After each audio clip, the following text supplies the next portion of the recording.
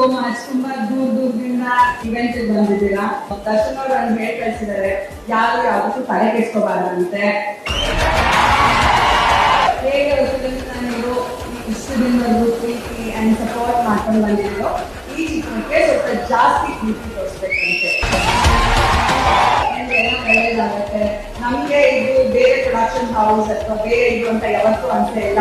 ನಮ್ಗೆ ಇದು ಒಂದು ಫ್ಯಾಮಿಲಿ ಆ ಸಿಚುವೇಶನ್ ಅಲ್ಲಿ ಇದ್ದಾಗ್ಲೂ ಅವ್ರಿಗೆ ಅರ್ಥ ಆಗ್ತಿತ್ತು ಏನೇನ್ ಆಗ್ತಿತ್ತು ಅಂತ. ಅಂದ್ರೆ ಅವರಿಬ್ರು ನಮ್ ಜೊತೆ ಹೀಗೆ ರಾಕ್ ಸಾಲಿಡ್ ಇದ್ರು, ಹಿಂದೆ ಯಾವಾಗ್ಲೂ ಇದ್ರು. ಬಟ್ ಒಂದೇ ಒಂದು ದಿನಾನು ಅವರು ನಾನು ಈ ಫಿಲ್ಮಿಂದ ಬ್ಯಾಕ್ ಆಫ್ ಆಗ್ತೀನಿ ಅಥವಾ ನಾನು ಇಷ್ಟು ದುಡ್ಡು ಹಾಕಿದ್ದೀನಿ ವಿಜಿ, ಯಾವತ್ತೂ ಅವರಿಬ್ರು ಬಾಯಿ ಒಂದು ಪದ ಬಂದಿಲ್ಲ. ಅವ್ರು ಗ್ರೇಟ್ಫುಲ್ ಅವ್ರ ಫ್ಯಾಮಿಲಿಗೆ. ನನಗೆ ಎಲ್ಲ ಸಾಂಗ್ಸ್ ತುಂಬಾ ಇಷ್ಟ, but particular song is my favourite. ತುಂಬಾ ಚೆನ್ನಾಗಿ ಕಾಣ್ತದೆ. ಏನೋ ಕೂತಿದೆ ಈ ಸಾಂಗ್ ಅಲ್ಲಿ, ಅದನ್ನ ಹೋಗಿ ಥಿಯೇಟರ್ ಅಲ್ಲೇ ನೋಡ್ಬೇಕು.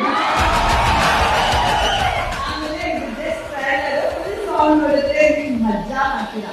And it is going to be a classy mass number. And ಎಷ್ಟೇ ಕಷ್ಟ ಆದ್ರೂ ಎಷ್ಟೇ ನೋಡಿದ್ರು ದರ್ಶನ್ ಅವರು ಸಿಕ್ಕಾಪಟ್ಟೆ ಕಷ್ಟಪಟ್ಟು ತುಂಬಾ ಇಷ್ಟಪಟ್ಟು ಈ ಫಿಲಮ್ ಮಾಡಿದ್ದಾರೆ. ದಯವಿಟ್ಟು ಎಲ್ಲರ ಸಪೋರ್ಟು ಬೇಕು ಅಂಡ್ ತುಂಬಾ ಪ್ರೀತಿ ತೋರಿಸ್ಬೇಕು ಈ ಫಿಲಮ್ ಬಂದಿದ್ದಾರೆ.